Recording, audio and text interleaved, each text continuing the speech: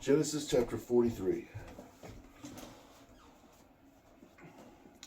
Now the famine was severe in the land, so it came to pass, when they had eaten the grain they brought from Egypt, their father said to them, Go back and buy us a little food. But Judah said to him, saying, The man solemnly warned us, saying, You shall not see my face unless your brother is with you.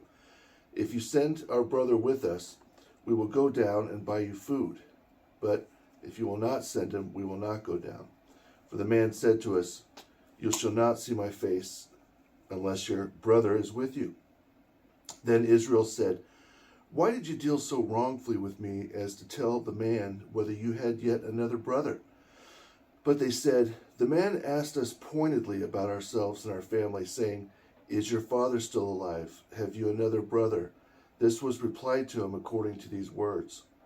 Thus we replied to him according to these words. Could we possibly have known he would say, Bring your brother down?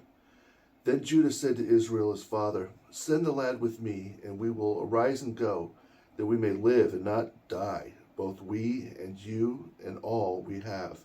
I myself will be surety for him. From my hand you shall require him. If I do not bring him back to you and set him before you, then let me bear the blame all my days. For if we had not lingered, surely by now we would have returned this second time. Then their father Israel said to them, If it must be so, then do this. Take some of the best fruits of the land in your vessels, and carry down a present for the man, a little balm and a little honey, spices and myrrh, pistachio nuts and almonds. Take double money in your hand, and take back in your hand the money returned in the mouth of your sack. Perhaps it was an oversight. Take your brother also and arise, go back to the man. May God give you grace before the man, that he may release your other brother and Benjamin. If I am bereaved, I am bereaved. So the men took that present and Benjamin, and they took double money in their hand, and arose and went down to Egypt, and they stood before Joseph. When Joseph saw Benjamin, his brother by the same mother, with them, he said to the steward of his house, Take these men to my home, and slaughter an animal, and make ready, for these men will dine with me at noon. Then the man did as Joseph ordered, and the man brought the men into Joseph's house. Now the men were afraid, because they were brought into Joseph's house, and they said, It is because of the money returned to our sacks the first time that we are brought here to make a case against us and fall upon us, to take us as slaves with our donkeys.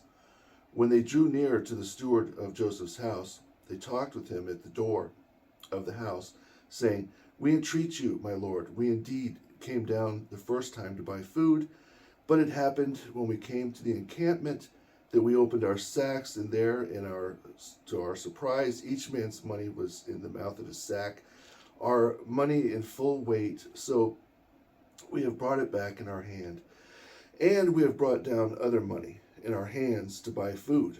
We do not know who put the money in our sacks.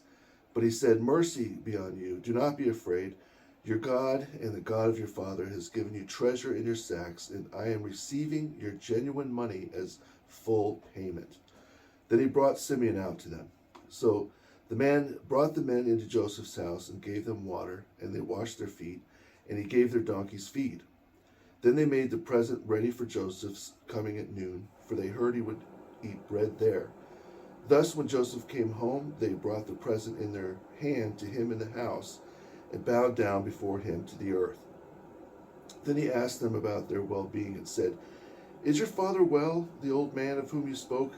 Is he still alive? So they answered, Your servant, our father, is in good health. He is still alive. Then he said, Blessed be that man in God, and they bowed their heads down and prostrated themselves. Blessed be that man in God, and they bowed their heads down and prostrated themselves.